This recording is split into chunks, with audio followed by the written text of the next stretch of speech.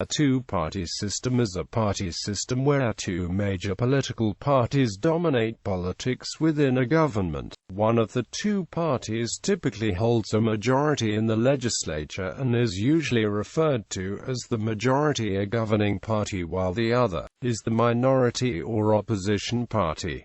Around the world, the term has different senses. For example, in the United States, Jamaica, and Malta, the sense of two-party system describes an arrangement in which all or nearly all elected officials belong to one of the only two major parties, and third parties rarely win any seats in the legislature. In such arrangements, two-party systems are thought to result from various factors like winner-takes-all election rules. In such systems, while chances for third-party candidates winning election to major national office are remote, it is possible for groups within the larger parties, or in opposition to one or both of them, to exert influence on the two major parties. In contrast, in the United Kingdom and Australia and in other parliamentary systems and elsewhere, the term two-party system is sometimes used to indicate an arrangement in which two major parties dominate elections but in which there are viable third parties which do win seats in the legislature, and in which the two major parties exert proportionately greater influence than the percentage of votes would suggest. The reasons why a country with free elections will evolve into a two-party system have been debated. A leading theory, referred to as Duvage's law, states that two parties are a natural result of a winner-take-all voting system. Consider a hypothetical race with three politicians running for an office.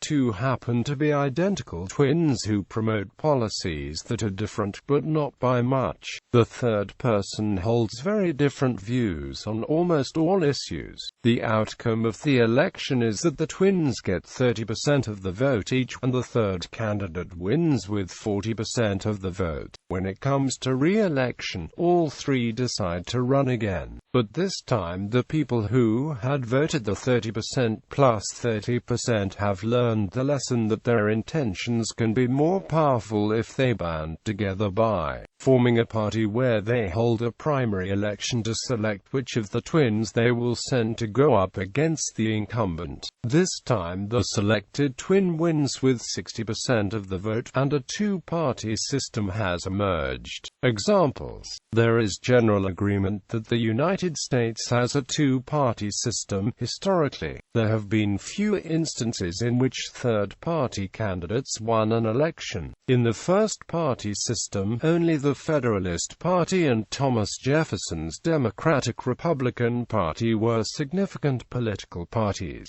Toward the end of the first-party system, the Republicans dominated a one-party system. Under the second-party system, the Democratic-Republican Party split during the election of 1824 into Adams's men and Jackson's men. In 1828, the modern Democratic Party formed in support of Andrew Jackson.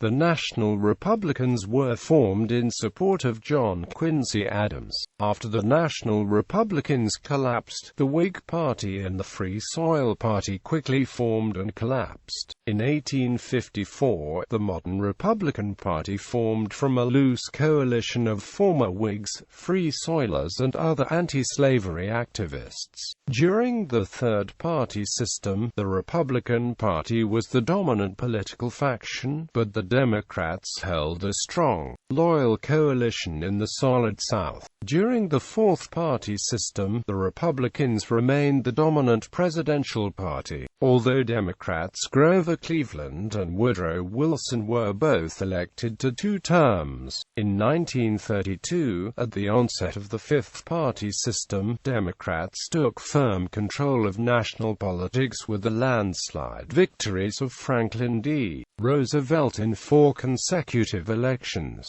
other than the 2 terms of Republican Dwight Eisenhower from 1953 to 1961. Democrats retained firm control of the presidency until the mid-1960s. Since the mid-1960s, despite a number of landslides, presidential elections have been competitive between the predominant Republican and Democratic parties, and no one party has been able to hold the presidency for more than 3 consecutive terms. In the election of 2012, only 4% separated the popular vote between Barack Obama and Mitt Romney, although Obama won the electoral vote by a landslide. Throughout every American party system, no third party has won a presidential election in majorities in either House of Congress. Despite that, third parties and third-party candidates have gained traction and support. In the election of 1912, Theodore Roosevelt won 27% of the popular vote and 88 electoral votes, running as a progressive. In the 1992 presidential election, Ross Perot won 19% of the popular vote but no electoral votes, running as an independent. In countries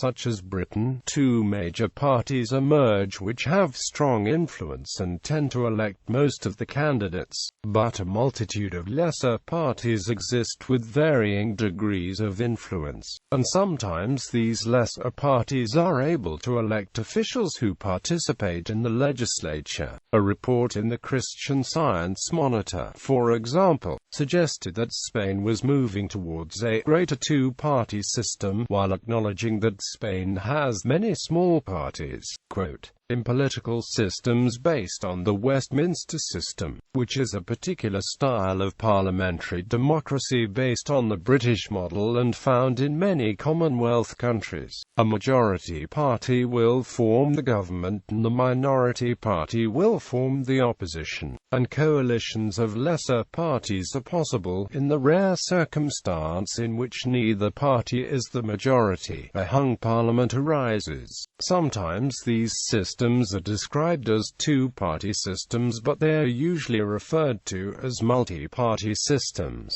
There is not always a sharp boundary between a 2-party system and a multi-party system. Generally, a 2-party system becomes a dichotomous division of the political spectrum with an ostensibly right-wing and left-wing party. The Nationalist Party versus the Labour Party in Malta, Liberal versus Labour in Australia, Republicans versus Democrats in the United States, and the Conservative Party versus the Labour Party in the United Kingdom. Other parties in these countries may have seen candidates elected to local or subnational office. However, historian John Hicks claims that the United States has never possessed for any considerable period of time the 2-party system in its pure and undefiled form. In some governments, certain chambers may resemble a 2-party system and others a multi-party system. For example, the politics of Australia are largely 2-party for the Australian House of Representatives, which is elected by instant runoff voting, known within Australia as preferential voting. However, third parties are more common in the Australian Senate, which uses a proportional voting system more amenable to minor parties.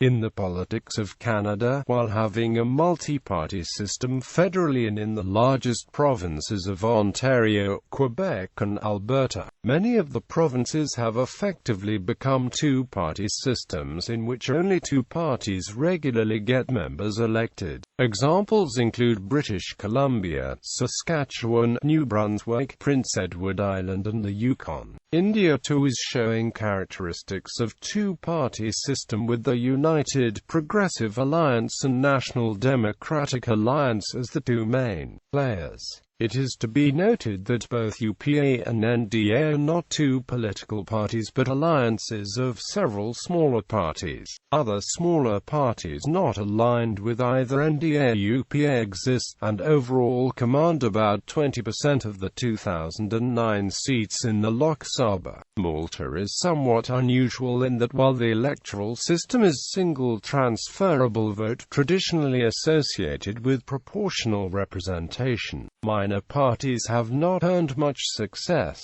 No third parties won any seats in the parliament in Malta's most recent election, for example, or indeed since 1966.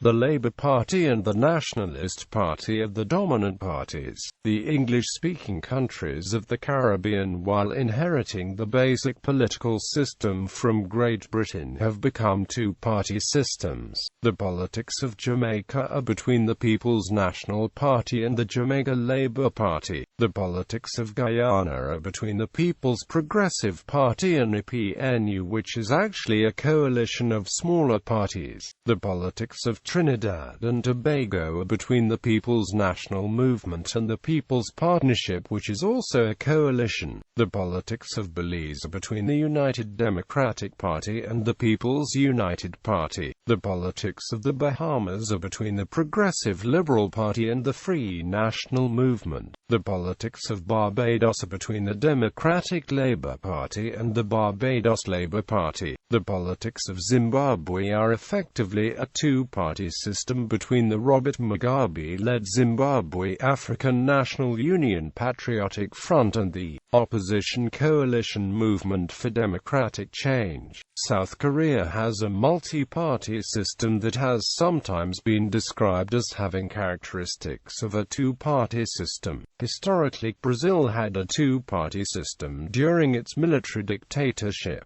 Comparisons with other party systems. Two-party systems can be contrasted with multi-party systems. In these, the effective number of parties is greater than 2 but usually fewer than 5. In a two-party system, the effective number of parties is 2 to the parties in a multi-party system can control government separately or as a coalition in a two-party system. However, coalition governments rarely form.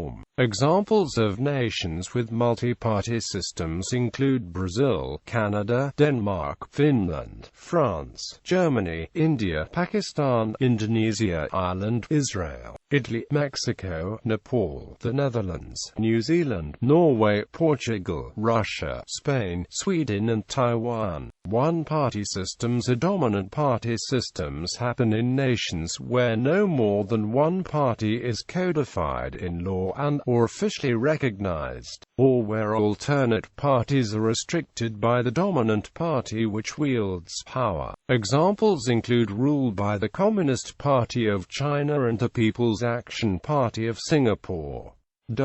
Causes. There are several reasons why, in some systems, two major parties dominate the political landscape. There has been speculation that a two-party system arose in the United States from early political battling between the Federalists and Anti-Federalists in the first few decades after the ratification of the Constitution, according to several views. In addition, there has been more speculation that the winner-takes-all electoral system as well as particular state and federal laws regarding voting procedures helped to cause a two-party system. Political scientists such as Morris Duverger and William H. Riker claim that there are strong correlations between voting rules and type of party system. Jeffrey D. Sachs agreed that there was a link between voting arrangements and the effective number of parties. Sachs explained how the first-past-the-post voting arrangement tended to promote a two-party system. The main reason for America's majoritarian character is the electoral system for Congress. Members of Congress are elected in single-member districts according to the first-past-the-post principle, meaning that the candidate with the plurality of votes is the winner of the congressional seat. The losing party or parties win no representation at all. The first-past-the-post election tends to produce a small number of major parties, perhaps just two, a principle known in political science as Duverger's law. Smaller parties are trampled in first-past-the-post elections. Consider a system in which voters can vote for any candidate from any one of many parties. Suppose further that if a party gets 15% of votes, then that party will win 15% of the seats in the legislature. This is termed proportional representation, or more accurately as party proportional representation. Political scientists speculate that proportional representation leads logically to multi-party systems, since it allows new parties to build a niche in the legislature. Because even a minor party may still obtain at least a few seats in the legislature, smaller parties have a greater incentive to organize under such electoral systems than they do in the United States. In contrast, a voting system that allows only a single winner for each possible legislative seat is sometimes termed a plurality voting system, a single winner voting system, and is usually described under the heading of a winner-takes-all arrangement. Each voter can cast a single vote for any candidate within any given legislative district, but the candidate with the most votes wins the seat. Although variants, such as requiring a majority, are sometimes used, what happens is that in a general election, a party that consistently comes in third in every district is unlikely to win any legislative seats, even if there is a significant proportion of the electorate favoring its positions. This arrangement strongly favors large and well-organized political parties that are able to appeal to voters in many districts and hence win many seats, and discourages smaller or regional parties. Politically oriented people consider their only realistic way to capture political power is to be either a Republican or Democrat. In the U.S., 48 states have a standard winner-takes-all electoral system for amassing presidential votes in the Electoral College system. The winner-takes-all principle applies in presidential elections, since if a presidential candidate gets the most votes in any particular state, all of the electoral votes from that state are awarded. In all but 2 states, Maine and Nebraska, the presidential candidate winning a plurality of votes wins all of the electoral votes, a practice called the unit rule. Duverger concluded that plurality election single-ballot procedures are likely to produce two-party systems, whereas proportional representation and runoff designs encourage multi-partyism. Quote, he suggested there were 2 reasons why winner-takes-all systems leads to a two-party system. First, the weaker parties are pressured to form an alliance, sometimes called a fusion, to try to become big enough to challenge a large dominant party and, in so doing, gain political clout in the legislature. Second, voters learn, over time, not to vote for candidates outside of one of the 2 large parties, since the votes for third-party candidates are usually ineffectual. As a result, weaker parties are eliminated by voters over time. Duverger pointed to statistics and tactics to suggest that voters tended to gravitate towards one of the 2 main parties, a phenomenon which he called polarization, and tend to shun third parties. For example, some analysts suggest that the Electoral College system in the United States, by favoring a system of winner-takes-all in presidential elections, is a structural choice favoring only 2 major parties. Gary Cox suggested that America's two-party system was highly related with the economic prosperity in the country, the bounty of the American economy, the fluidity of American society, the remarkable unity of the American people, and, most important, the success of the American experiment have all mitigated against the emergence of large dissenting groups that would seek satisfaction of their special needs through the formation of political parties, an effort in 2012 by centrist groups to promote ballot access by third-party candidates called Americans Elect spent $15 million to get ballot access but fail to elect any candidates. The lack of choice in a two-party model in politics has often been compared to the variety of choices in the marketplace. Politics has lagged our social and business evolution. There are 30 brands of Pringles in our local grocery store. How is it that Americans have so much selection for potato chips and only 2 brands, and not very good ones, for political parties? Third parties. Third parties, meaning a party other than one of the 2 dominant parties, are possible in two-party systems, but they are often unlikely to exert much influence by gaining control of legislatures or by winning elections. While there are occasional opinions in the media expressed about the possibility of third parties emerging in the United States, for example, political insiders such as the 1980 presidential candidate John Anderson think the chances of one appearing in the early 21st century is remote. A report in The Guardian suggested that American politics has been stuck in a two-way fight between Republicans and Democrats since the Civil War, and that third-party runs had little meaningful success. Third parties in a two-party system can be built around a particular ideology or interest group, split off from one of the major parties, or focused on a charismatic individual. When third parties are built around an ideology which is at odds with the majority mindset, many members belong to such a party not for the purpose of expecting electoral success but rather for personal or psychological reasons.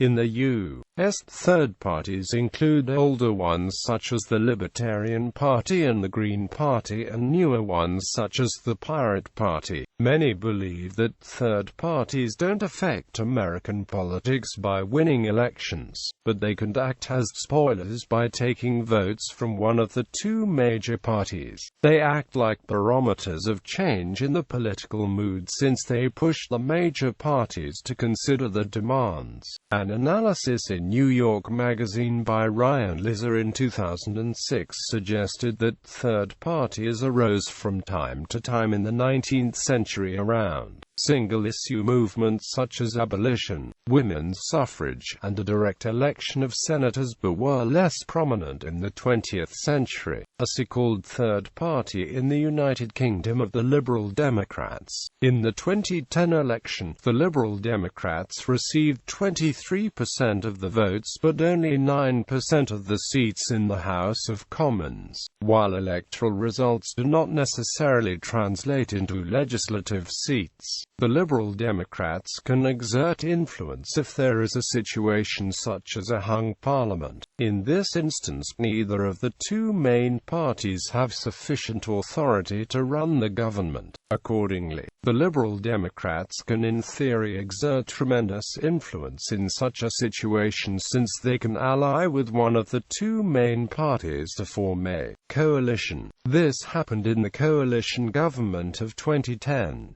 Yet in that more than 13% of the seats in the British House of Commons are held in 2011 by representatives of political parties other than the 2 leading political parties of that nation. Contemporary Britain is considered by some to be a multi-party system and not a two-party system. The two-party system in the United Kingdom allows for other parties to exist. Although the main 2 parties tend to dominate politics, in this arrangement, other parties are not excluded and can win seats in Parliament. In contrast, the two-party system in the United States has been described as a duopoly or an enforced two-party system, such that politics is almost entirely dominated by either the Republicans or Democrats, and third parties rarely win seats in Congress. Advantages. Some historians have suggested that two-party systems promote centrism and encourages political parties to find common positions which appeal to wide swaths of the electorate. It can lead to political stability, which leads, in turn, to economic growth. Historian Patrick Hallett of the Teaching Company suggested that it is difficult to overestimate the long-term economic benefits of political stability. Sometimes two-party systems have been seen as preferable to multi-party systems because they are simpler to govern, with less fractiousness and greater harmony, since it discourages radical minor parties, while multi-party systems can sometimes lead to hung parliaments. Italy, with a multi-party system, has had years of divisive politics since 2000, although analyst Silvia Aloisi suggested in 2008 that the nation may be moving closer to a two-party arrangement. The two-party has been identified as simpler since there are fewer voting choices. One analyst suggested the two-party system, in contrast with proportional representation, prevented excessive government interference with economic policy. Disadvantages. Two-party systems have been criticized for downplaying alternative views, being less competitive, encouraging voter apathy since there is a perception of fewer choices, and putting a damper on debate within a nation. In a proportional representation system, lesser parties can moderate policy since they are not usually eliminated from government. One analyst suggested the two-party approach may not promote inter-party compromise, but may encourage partisanship. In The Tyranny of the Two-Party System, Lisa Jane Disk criticizes two-party systems for failing to provide enough options since only two choices are permitted on the ballot. She wrote, "Herein lies the central tension of the two-party doctrine. It identifies popular sovereignty with choice, and then limits choice to one party or the other. If there is any truth to Schachtschneider's analogy between elections and markets, America's faith in the two-party system begs the following question. Why do voters accept as the ultimate in political freedom a binary option they would surely protest as consumers? This is the tyranny of the two-party system, the construct that persuades United States citizens to accept two-party contests as a condition of electoral democracy. There have been arguments that the winner-take-all mechanism discourages independent or third-party candidates from running for office or promulgating the views. Ross Perot's former campaign manager wrote that the problem with having only two parties is that the nation loses the ability for things to bubble up from the body politic and give voice to things that aren't being voiced by the major parties. One analyst suggested that parliamentary systems, which typically are multi-party in nature, lead to a better centralization of policy expertise in government. Multi-party governments permit wider and more diverse viewpoints in government, and encourage dominant parties to make deals with weaker parties to form winning coalitions. While there is considerable debate about the relative merits of a constitutional arrangement such as that of the United States versus a parliamentary arrangement such as Britain, analysts have noted that most democracies around the world have chosen the British multi-party model. Analyst Chris Vigant of the Huffington Post wrote that the parliamentary system is inherently much more open to minority parties getting much better representation than third parties do in the American system. Quote, "After an election in which the party changes, there can be a polar shift in policy making when voters react to changes." Political analyst A.G. Roderick, writing in his book Two Tyrants, argued that the two American parties, the Republicans and Democrats, are highly unpopular in 2015, and are not part of the political framework of state governments, and do not represent 47% of the electorate who identify themselves as independents. He makes a case that the American president should be elected on a non-partisan basis, and asserts that both political parties are cut from the same cloth of corruption and corporate influence.